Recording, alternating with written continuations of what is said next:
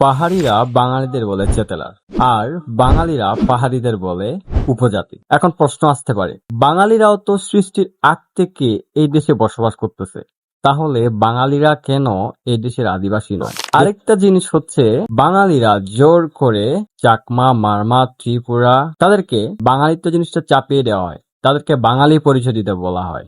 এই জিনিসটা আমি বুঝি না। বাঙালিদের যদি আমি চাকমা বানাতে চাই বা আমি তাদেরকে চাকমা পরিচয় দিয়ে সম্বোধন করতে চাই, তারা সেই জিনিসটা কি মানতে পারবে?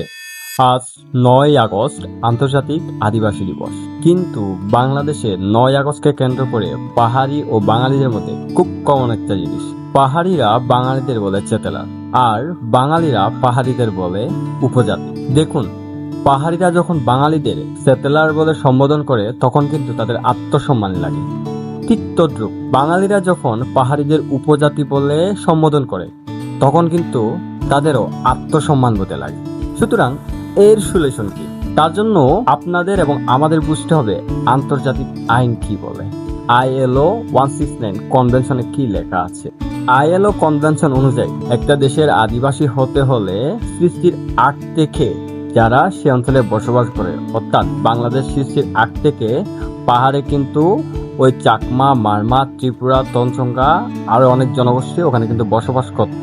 এখন প্রশ্ন আসতে পারে, বাঙালিরাও তো সৃষ্টির আগ থেকে এই দেশে বসবাস করতেছে, তাহলে বাঙালিরা কেন এই দেশের আদিবাসী নয়? দেখুন, আন্তর্জাতিক আইন অনুযায়ী বাঙালিরা হচ্ছে এই দেশের সংখ্যালঘু, সুতরাং তারা এই দেশের আদিবাসী নয়, বরং তারা এদেশের ভূমিপুত্র। আরেকটা জিনিস হচ্ছে, বাঙালিরা জোর করে চাকমা, মারমা, ত্রিপুরা, তাদেরকে বাঙালিত্ব জিনিসটা চাপিয়ে দেওয়া হয়, তাদেরকে বাঙালি পরিচয় দিতে বলা হয়। এই জিনিসটা আমি বুঝি না। বাঙালিদের যদি আমি চাকমা বানাতে চাই বা আমি তাদেরকে চাকমা পরিচয় দিয়ে সম্বোধন করতে চাই, তারা সেই জিনিসটা কি মানতে পারবে? অবশ্যই না। ঠিক তদ্রূপ বাঙালিরা যখন পাহাড়িদেরকে জোর করে বাঙালিত্ব জিনিসটা চাপিয়ে দিতে চায়, তখন কিন্তু তারা সেই জিনিসটা মানতে পারে না, যার কারণে পাহাড়ি বাঙালির মধ্যে সমস্যা এখানেই।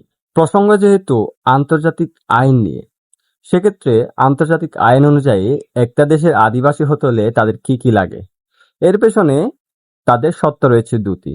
একটি হচ্ছে, সৃষ্টির শুরু থেকে যারা সে অঞ্চলে বসবাস করত, অর্থাৎ বাংলাদেশ সৃষ্টির আগ থেকে যারা সে অঞ্চলে বসবাস করত। সত্য দুই, এই আধুনিক যুগে এসেও যারা এখনো তাদের সংস্কৃতি, ভাষা, নীতি, নিয়ম সবকিছু টিকিয়ে রেখেছে, তারা সেই অঞ্চলের আদিবাসী। সেই ক্ষেত্রে পার্বত্য অঞ্চলে বসবাসরত চাকমা, মারমা, ত্রিপুরারা, তারা কোনো মোগল বা সমতলের রাজার অধীনে ছিল না।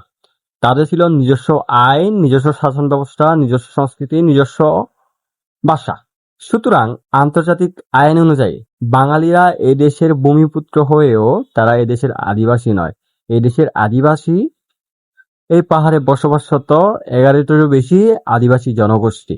আমাদের একটা জিনিস মাথায় রাখতে হবে, কাউকে শত করে বা কাউকে ঘৃণা বা তাচ্ছিল্য করে এমন কোনো শব্দ ব্যবহার করা যাবে না যেটা আমাদের আত্মসম্মান বোধে লাগে।